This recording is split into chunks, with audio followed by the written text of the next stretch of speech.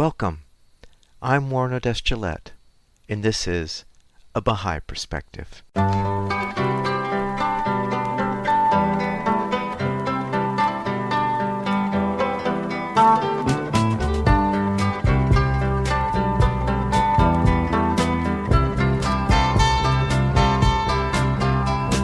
Welcome to A Baha'i Perspective.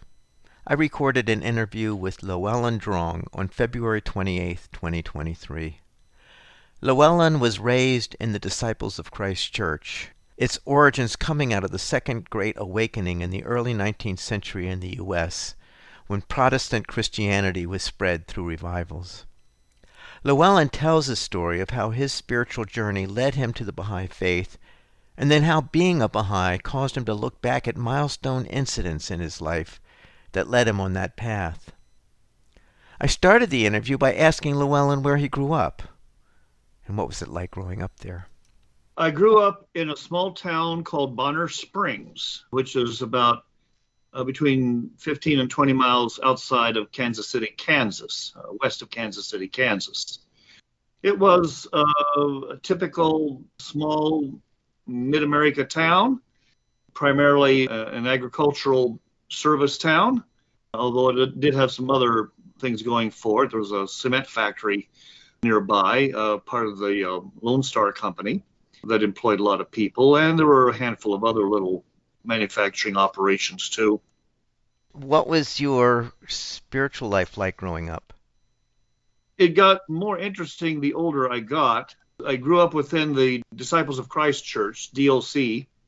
For those who may not be aware of that church, it's a church that came out of the Second Great Awakening in the 19th century, which was a big religious movement of people trying to get a sense of both mission and heart in their religion after a long period of rationality in religion, which was sort of the character of Christianity after the Renaissance got rolling. So, Second Great Awakening, a very American phenomenon, and it had strong Presbyterian influences. So it was a Protestant church, Bible-related, very broad-minded because of its origins. My family's involvement with that goes back to certainly my grandparents on my mother's side, and possibly a little bit prior to that. Interestingly enough, my father came from an old country Lutheran background. His father was Slovakian and his mother was Polish immigrants. When my dad married and moved to Bonner Springs, he just moved into his new wife's church. And this horrified my paternal grandparents. And the story, as I understand it, is that around the time I was, 4, 5 years old, they actually made a journey down to Kansas to visit my folks and ostensibly visit me. As I understand the story, they offered my folks $100 to take me back to Washington so they could raise me as a good Lutheran. They were very concerned about my soul. It tells me something about what religion meant to my dad's family. Mm-hmm. Likewise, on my mom's side, my grandfather, my maternal grandfather, was a pillar of the church, as well as being a very outstanding man in the small town, a merchant, mayor, member of a good many organizations like the Masons, the Oddfellows, and so on. I mean, he was really an outstanding person, very well known and very widely respected. A lot of that respect, of course, was tied to the church that I grew up in. So I would hear about him from time to time, even though he died before I was born. The influence of Louis, as he was known, Llewellyn Shockley David was his name. He was known as Louis. The influence of Louis carried on for quite a while. As you were growing up, you were quite involved in the church through high school? Not involved to the point that I was engaged in a lot of the activities of the church. Certainly a regular attendee. There were times that my dad was working and my mom maybe wasn't feeling well or something, and I would take myself to church. And so I took church very seriously because I recognized, this was a serious thing amongst everybody that I knew, and certainly my folks. Hmm. What was your spiritual journey that ultimately led you to the Baha'i Faith? I want to start with this. There's a passage from Baha'u'llah a lot of people, including Baha'is, are not aware of. Baha'u'llah being the prophet founder of the Baha'i Faith. Yes. This is in a book called The Dawnbreakers, which was written by an eyewitness of events in the days prior to the establishment of the Baha'i Faith. There was a precursor faith to it called Bahaism, and Baha'u'llah was involved in this. What time frame was this? This is the early 19th century. Okay. So we're talking like the 1840s and thereafter. And this quote came up later in my Baha'i life and had a tremendous impact on me in reflecting on exactly the question that you presented.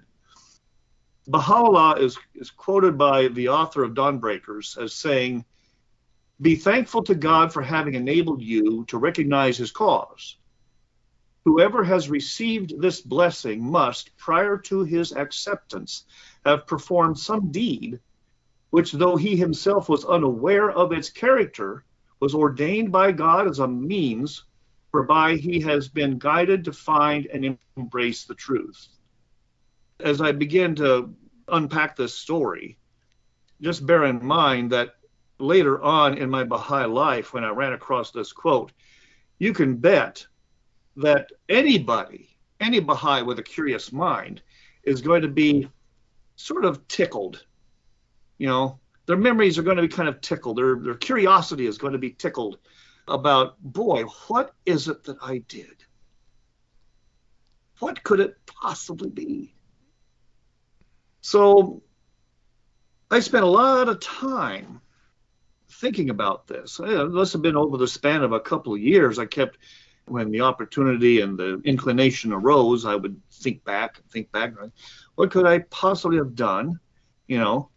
Possibly something that I was unaware of its character, is what Baha'u'llah said. All right. So maybe I'll never know. But I worked back, and it was an interesting journey going backwards because I began to realize some things that were indeed a part of my spiritual journey and begin to kind of appreciate the path that I wound up on. Well, here's the deal. Here's where it ended up.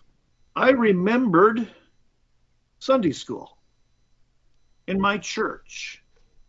I was about the 4th grade in Sunday school. And I was old enough to get a grasp of the significance of what the teacher was saying when she introduced the idea that Jesus Christ was going to return. Well, in my young mind, I got to thinking, that's a very big deal. And if that's the case, given everything else I was learning along with that, I sure don't want to miss it. I want to be one of those people that are paying attention. That was a part of the lesson that day.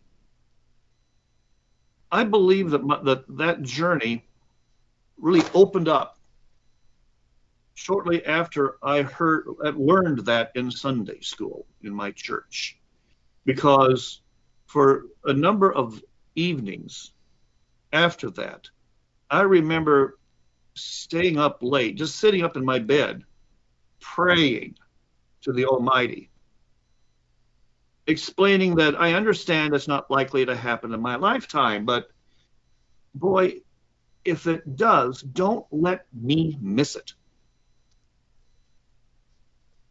I was very earnest about this. Eventually, this kind of faded away, like many things fade away. But I really remember the energy that I put into that. Don't let me miss it. So as I continued to grow up and mature, I continued my involvement with the church, and especially in Sunday school and so on, as I moved from level to level. And then the time came that I departed for Lawrence, Kansas, to go to the University of Kansas. When I arrived at KU, I started off with in terms of this spiritual experience, the religious experience, feeling very firm about what things were. But this was an opening onto the world. And I began to realize some realities about other denominations, and even some realities about other faiths, and realities about practices that didn't square up with what I understood the messengers of God to be laying forth. I was pretty quick to develop a kind of cynicism. I take a very calibrated approach, because I realized, this goes beyond just life in this world. I need to take care of myself spiritually. But if there's something wrong here, that's just as important as getting something right. Over time, I began to realize, okay, there's something funny about the Protestantism, or something funny about the church that I was in. It didn't quite measure up to some things that seemed to be crucial for the times that I was living in. Can you give some examples? It seemed to me that there was far and away too much discord in the world for Jesus's message to have really taken hold. I was attributing that to the practices and maybe a little bit of narrowness in a broad-minded church, mind you, a little bit of narrowness of perspective that was created and caused a lot of hampering by all the sectarianism. I thought there ought to be more coherence. If all these people are really turning to Jesus, there ought to be more coherence. Well, there isn't. Something's wrong, because there's only one Jesus. But there are hundreds, if not thousands, of Christianities. Not a good scene. And so I decided, there is something wrong there. I need to extricate myself from that for my own good, and try to pay attention to the realities that are out there, and not just blindly depend upon the understandings that I had acquired at that point. In time, because of these very things, I began to have questions about Jesus himself. So I thought, God is the thing. God is the thing. So if there are questions about Jesus, I need to take them to the one who sent him. Okay. So I set Jesus aside. I mean, I experimented with that for quite a while. Can I ask you, what was it about your understanding, or the church's understanding of Jesus, that was concerning you? The thing that was concerning me wasn't necessarily the understanding of any individual church. It was the fact that somehow the reality, the potency, the truth of Jesus's message wasn't being picked up by people in general and pulling them together. Instead, it was breaking them apart. And I thought, that's evidence that Jesus is not all that everybody wants him to be. That's evidence that I need to consider, who am I following here? Is he more fallible than I had been told? Can't be sure. For my own sake, I better check it out. And in order to do that realistically, I better just set him aside. God is the big player in the picture. I better start with him. Because of one episode and another, I moved to Topeka briefly. I was only there for about a month and a half or so. And during that time, I had evolved this to the point that maybe God is not real. Maybe that's a fantasy. That would explain why I'm seeing the things about Jesus and his followers that I'm seeing. That would explain why my uncertainties and doubts about the church are where they are. Maybe God is just a figment of our imaginations. And so I decided at one point that I just needed to set that aside too. So I was an atheist for about 36 hours. The thing that broke that, and I think that's the right verb, it broke it. The thing that broke that is I was assaulted on the streets of Topeka one evening. In the course of that, I found in my mind, I was turning immediately to my maker, appealing for assistance. What was going on inside of me was so striking after the episode was done. I came out of the episode with, sort of a knocked up face, but that's all. When I came out of it, I realized, okay, there seems to be something intuitively going on here. I didn't have language for it at the time, but looking back on it, I think that that's the way I would describe it. There was something intuitively going on there. I was responding to someone bigger than me that I went to automatically at some level. Apparently, I really believe in an almighty. Okay, well, that was really interesting and very much a turning point. There's another quote that almost comes to mind here. And if it pops, I may revert back. Okay. And give that because it belongs there. Sure. Oh, it's the tablet of the seeker. In the Baha'i writings, Baha'u'llah wrote this magnificent tablet that is popularly known amongst Baha'is as the tablet of the seeker.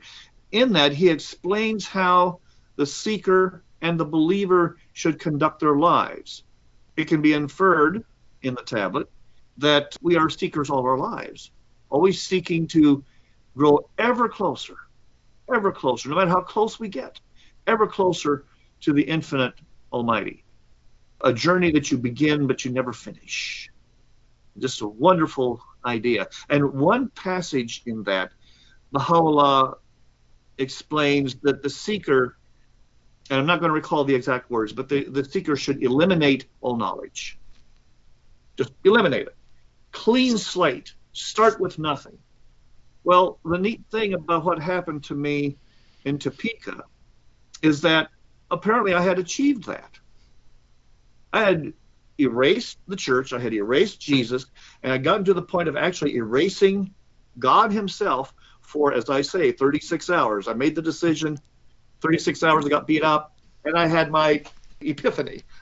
Knocked some sense into me. I mean, you can draw your own conclusions about that. But I had that episode. At that point, I had cleaned my slate. Absolutely cleaned my slate. These are understandings that I only recognized years afterward, when I began to think back on my own spiritual journey for various reasons at various times.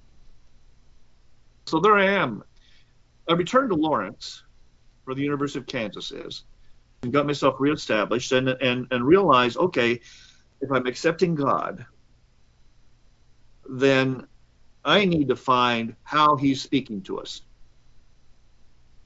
And the only reasonable thing for me to do is to try to take some kind of an approach to where I'm examining all the available faiths at hand to see which one seems to be the real avenue to being near God, knowing what he wants of us, living a godly life. I'd already begun this a little bit and checking a church or two.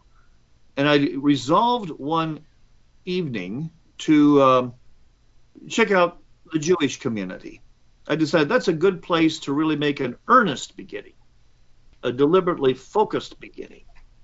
And so I went to work that evening. I was working an evening job. I went to work that evening with that in my mind. Well, what do you know? That is the very evening that I stumbled upon a notice on a bulletin board about the Baha'i Faith and firesides, which are gatherings hosted by Baha'is to sit back and talk about the faith, deal with questions. Maybe there's a little presentation about the faith. But it's a very informal gathering for discussion. There was a phone number, so I called it. And went to my first fireside, which was followed by a second, by a third, and so on. This went on for about 6 months. Now, there's some interesting little smaller stories in here, but in the interest of not becoming tedious, I'll just say I got to a point where I decided that I needed to commit to this. I needed to commit because it seemed to address everything that I was intuitively concerned about and more. A little doubtful, I turned to my Maker and I said to him, prayerfully, I recognize there is something really right about Baha'i. I want to try this. If ever I find anything about the faith I think is off, I think is not right, you come first. I will give the question a fair shake. I'll give it time, and I will give an honest effort to try to understand. But if that fails, if that breaks down, you're first before anything Christian, anything Jewish, anything Baha'i, whatever name you want to put on it. And subsequently, I signed my declaration card. Which is what? It's an administrative protocol within the Baha'i Faith. If you feel that you have become a believer and you want to enroll in the faith, you make a declaration. You can do it on this card. And so this card is the administrative device to get you on the rolls, send you various materials, and so on. Your national community becomes aware that you've made this declaration and you're in. It's a very simple process. It's not like an initiation or anything. It's just an administrative step. You sign the card, you make your declaration, it goes to the institutions of the faith, they enroll you. Well, I can only say I have been a Baha'i for half a century, and I have not treated it tenderly. I have really, really questioned things that I thought should be legitimately questioned. I held to my promise with God. But in the end, everything shook out right. So after half a century, here I am. I'm still a Baha'i. Here's an interesting bit, and this will be significant later. That card was not sent in. The secretary dropped the ball. And for a year, I was basically a member of the local community because everybody knew me and everybody knew that I had declared my belief. But I wasn't on the national rolls and I wasn't getting the national materials and so on. And about a year later, I brought this up with my fellow Baha'is, and to the degree that they looked into it. I brought it up a couple times before, just sort of conversationally, but I decided I need to lean on this a little bit. And so they looked into it, and they found out that the card had never been sent in. So I had to go through it again, which is fine. I don't mind. Missed out on a year of the national publications that would have been sent me, but no great loss to me because it's all a spiritual matter. It's not a matter of administration. Your faith in God and faith in Baha'u'llah, it's a spiritual matter. You don't put that on a card. So nothing lost, just an administrative screw up. Now the significant thing is that I arrived at the faith and continued in the faith with still this little bit of cynicism. It becomes cynical now. A little bit of cynicism about Jesus. Even though there are many places in the writings where Jesus is referred to. Jesus is even quoted. The Bible is quoted. But I sort of held it at a distance because I had my skepticisms. And besides that, amongst the Baha'is that I knew, There was an emphasis on forward looking. This is the revelation for this age. Christianity has had its time. There's a good deal there that we do not need to turn our attention to. So I didn't wind up learning more about Christianity. I kind of fell into sync with setting Jesus aside, because the Baha'i community at that time, at the level of maturity it was at, of greater importance to just pick up on spiritual life and look to what we had to do, look to growing the future, look to building everything that Baha'u'llah and his son Abdu'l-Baha advised us to work toward. So I was that way for a number of years, good many years. And then this quote that I read at the outset came into my life and started a whole bunch of gears turning. It took a long time for that to kind of pay out, as it were. And when it did,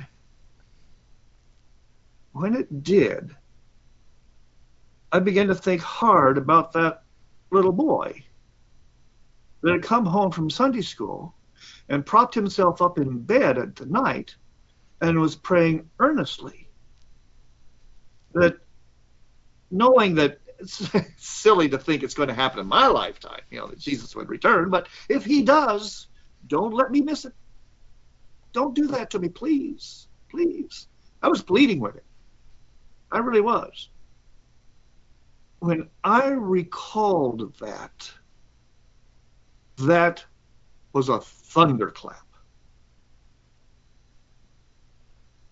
That was really a thunderclap. Because when I pieced it together, I realized Jesus had answered my prayers. Jesus had led me to Baha'u'llah. And in Baha'u'llah, with infinite patience, Lordy, infinite patience and grace, led me to Jesus. Holy mackerel. In the Baha'i Faith, we have this idea about, well, not just an idea, we have a conviction about the unity of religion. Eternal in the past, eternal in the future. This eternal faith of God. Pointing out that each of the messengers that we have had, each one has brought something that has advanced mankind spiritually. Like teachers in a school system. The second grade teacher is not going to lie to you, but she's not going to teach you calculus if you're not ready. And in the second grade, who's ready? So this is the nature of all these revelators through time. And Baha'u'llah sets forth the idea that if you understand the unity of the spiritual education that God's messengers has been giving mankind over thousands of years, then you understand the unity of religion. Part of that thunderclap that I described was the realization that not only did I have a greater perspective on what that meant, I was living it. I was living it. It was a part of my soul and spirit that I had started with an appeal to Jesus, that I had come to a culmination with Baha'u'llah, who helped me understand and accept Jesus, who got me going on all this. That's unity. That's the real thing. The unity of religion is not just a kind of sense of communal comradeship and everybody appreciating everybody's diversity, as important as that is. No. It is learning to live this reality that we're a part of something that has an age-old legacy through a succession of teachers that goes back before Adam, if you care. I told you I had another quote because I was anticipating this question. So let me scroll down to this here, because I've done a compilation of stuff. Here it is. Who is a Baha'i? I sometimes like to tell my Baha'i friends, I'm a devoted Baha'i. I'm not a very good one. Okay, but maybe that's a digression. Here's the quote, and this is from Abdu'l-Baha, who is the son of Baha'u'llah, someone who is designated by his father as a center of the covenant that holds us all together. This is from a book called Abdu'l-Baha in London, and it's a record of an interview. I have never heard of Baha'u'llah, said a young man. I've only recently read about this movement, but I recognize the mission of Abdu'l-Baha and desire to be a disciple. I've always believed in the brotherhood of man as the ultimate solvent of all our national and international difficulties. Abdu'l-Baha responds, it makes no difference whether you have ever heard of Baha'u'llah or not. The man who lives the life according to the teachings of Baha'u'llah is already a Baha'i. On the other hand, a man may call himself a Baha'i for 50 years. And if he does not live the life, he's not a Baha'i. An ugly man may call himself handsome, but he deceives no one. So, sometimes the question comes up, so when did you become a Baha'i? And the customary answer has to do with when somebody signed their card. But I already explained that's an administrative step. It has nothing to do with the heart. You know, it has to do with head and ordering things in our society and so on. Baha'u'llah's followers didn't sign cards. People in the days of Abdu'l-Baha didn't sign cards. No. So when did I become a Baha'i? When I had my epiphany about the unity of religion. It might have been years after I had signed my card that it finally snapped for me. Was it the second time they sent in my card? No. Dismissed that one. How about the first time? No. No, not the first time. Okay. Was it when I was dealing with my clean slate, laying on the pavement of Topeka with a bruised face? Was it when I went to Lawrence and realized that there was something I didn't get? There was something wrong. And I really began to watch for something in earnest. Was it when I was 8 or 9 years old, sitting up in bed, imploring Jesus to make sure not to leave me behind? Was it even before that? So somebody will ask me, when did you become a Baha'i? Answer is, hell if I know. Honestly, I really don't know. And when you phrase the question, about my spiritual path or journey, with something like that, mm-hmm. It really was.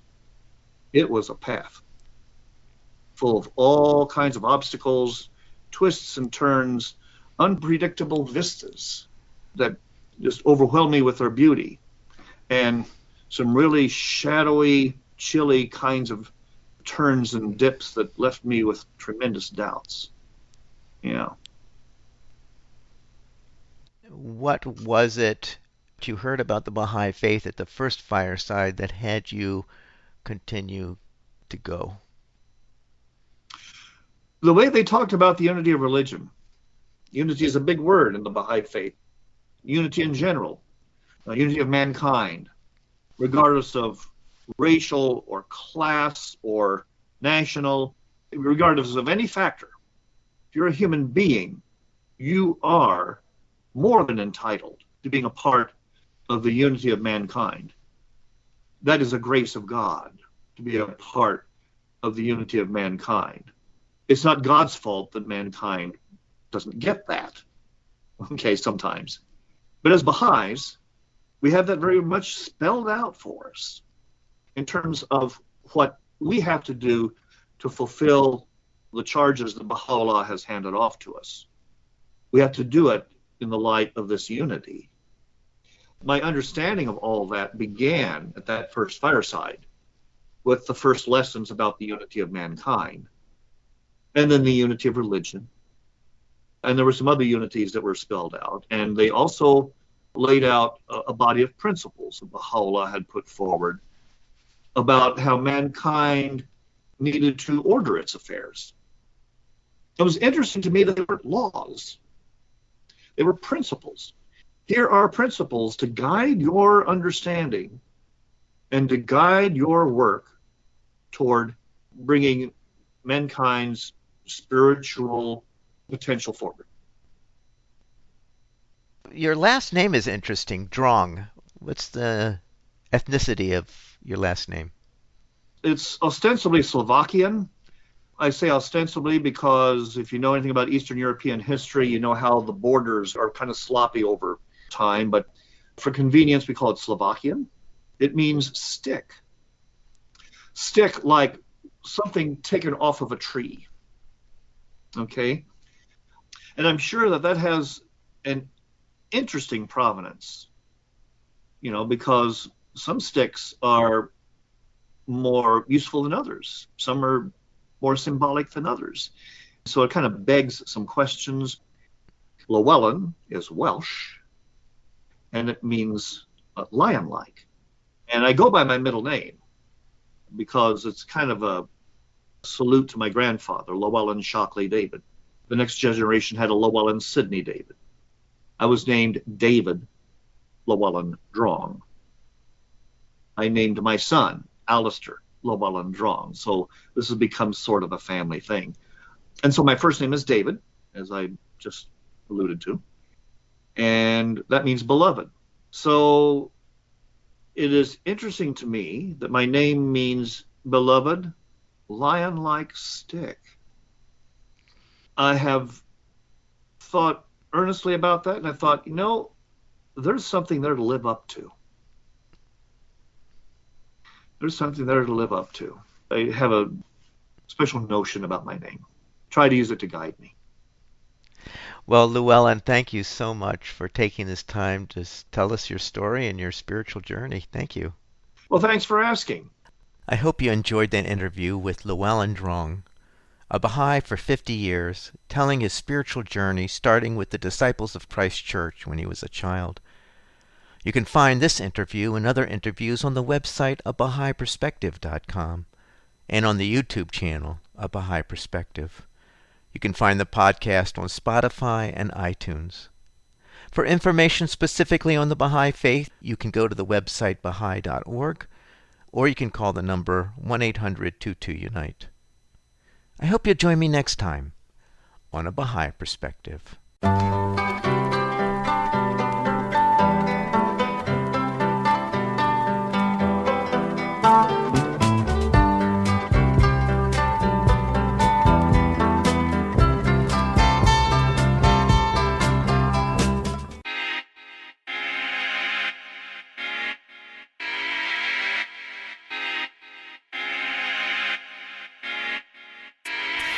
Truthfulness is the foundation of all the human virtues.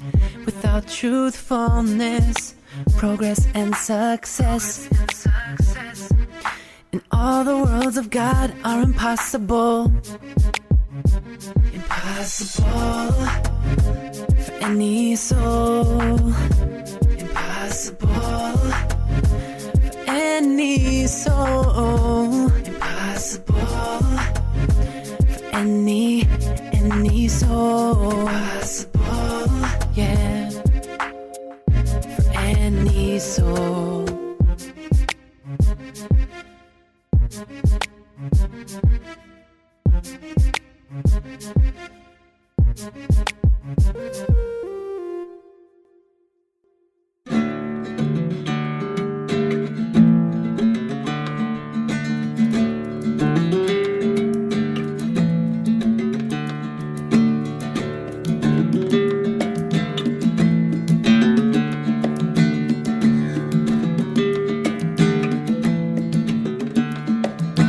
If I am a desert rose, I watch the sun rise up above me.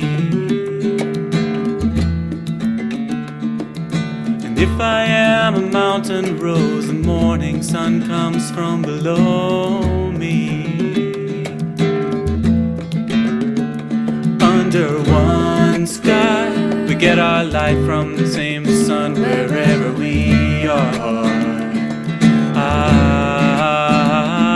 Under one sky, we get our light from the same sun wherever it rises.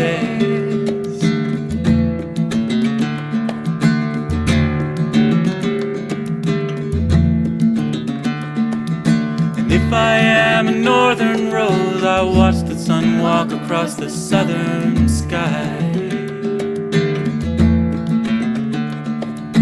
If I am a southern rose, the northern sun lights up my world and I. Under one sky, we get our light from the same sun wherever we are. Under one sky, we get our light from the same sun wherever it rises.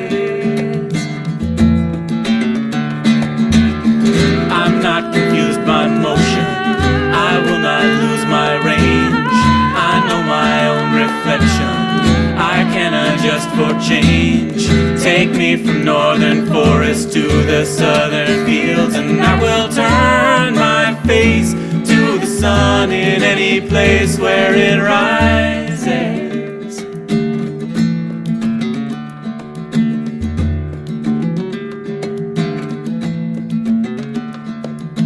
If I am a lover, I will recognize a rose in any land. And if I love the roses, I'll accept an offered rose from any hand.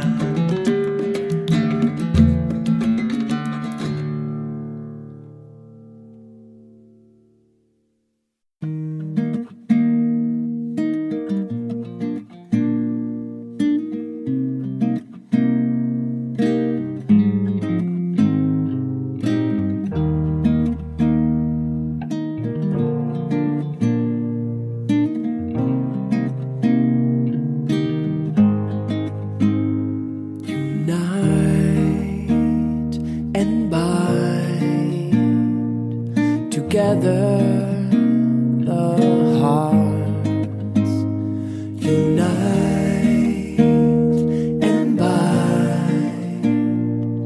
Together the hearts join in accord all the souls. Join in accord all the souls. Oh Lord, make these faces radiant through the light of thy oneness. Unite and bind together the hearts.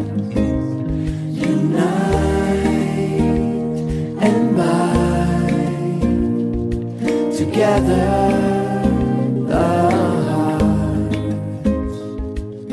Join in accord all the souls.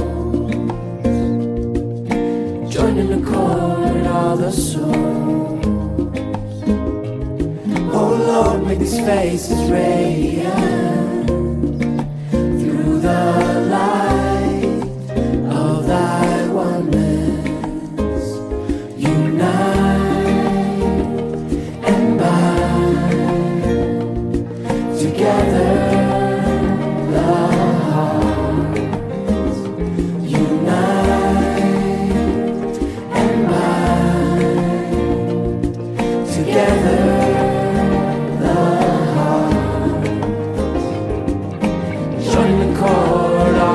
souls. Join in the chord, all the souls. Oh Lord, make His faces radiant through the light of Thy oneness.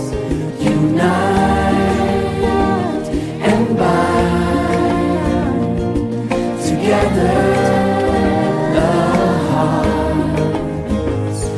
Unite and bind together.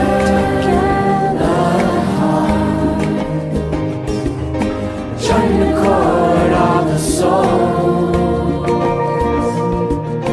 Join in the chord of the souls. Oh Lord, make His faces radiant through the light of Thy oneness.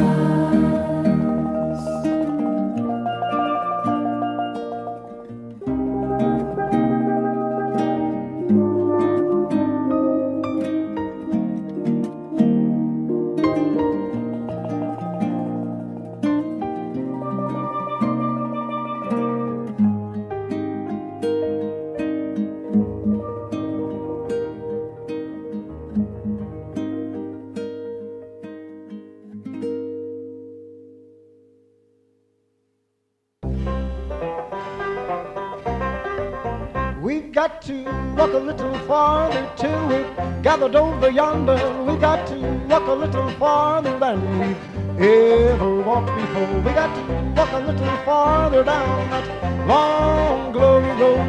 God ain't finished yet, it's set for more. Well, Abraham and Sarah, childless did remain, but Abraham, he praised the Father's name. He looked up and saw three angels who were standing in his door. They said, God ain't finished yet, get set for more. We've got to walk a little farther till we're gathered over yonder. We got to walk a little farther than we've ever walked before. We got to walk a little farther down that long glory road. God ain't finished yet, get set for more. Well, people laughed at Noah when the skies were turning gray. They said, woe unto you evil on that day. When the rain begins to fall and when you hear the thunder roar, you'll know God ain't finished yet, get set for more. We've got to walk a little farther till we're gathered over yonder. We've got to walk a little farther than we've ever walked before. We got to walk a little farther down that long glory road. God ain't finished yet, get set for more. St. Paul sailed on a mission, but his boat went down at sea. He said, I know Jesus watches over me. So he shouted hallelujah when he washed up on the shore. God ain't finished yet, get set for more. We've got to walk a little farther till we're gathered over yonder. We've got to walk a little farther than we've ever walked before. We got to walk a little farther down that long glory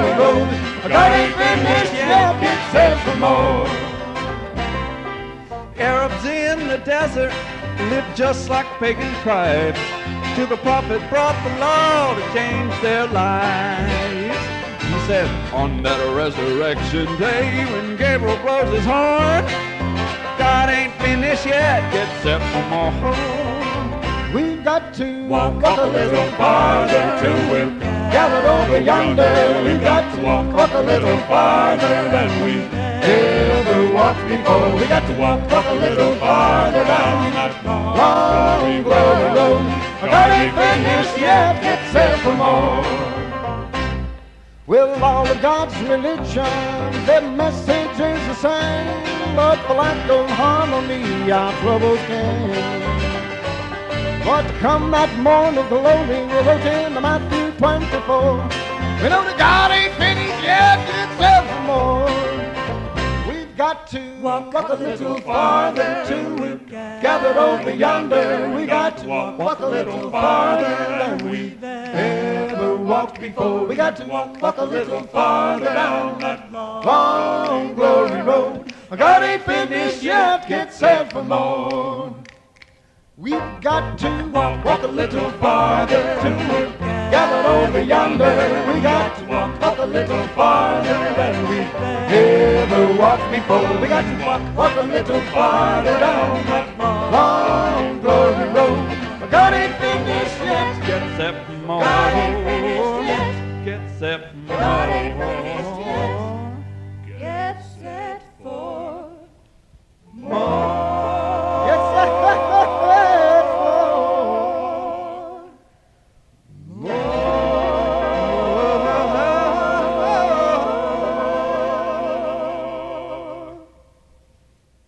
Where there is love, where there is love,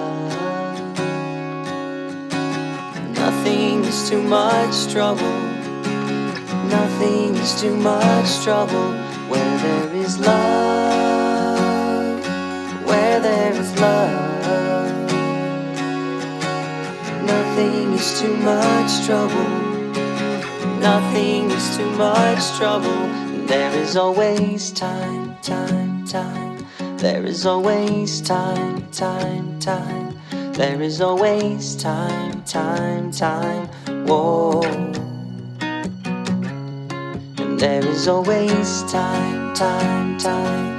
There is always time, time, time. There is always time, time, time. Whoa. Where there is love, where there is love, nothing is too much trouble, nothing is too much trouble. Where there is love, where there is love, nothing is too much trouble, nothing is too much trouble. And there is always time, time, time. There is always time, time, time. There is always time, time, time. Whoa. There is always time, time, time. There is always time, time, time. There is always time, time, time. Whoa. Where there is love, where there is love, nothing is too much trouble, nothing is too much trouble. Where there is love, where there is love, nothing is too much trouble, nothing is too much trouble. There is always time.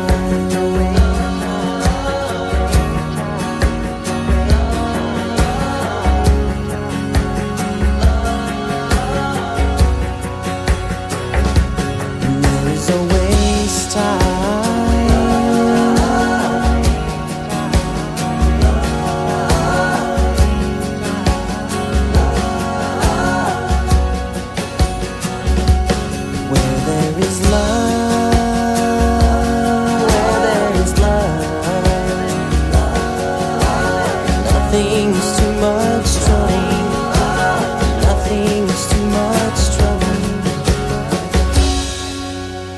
love, love, love, and there is always time.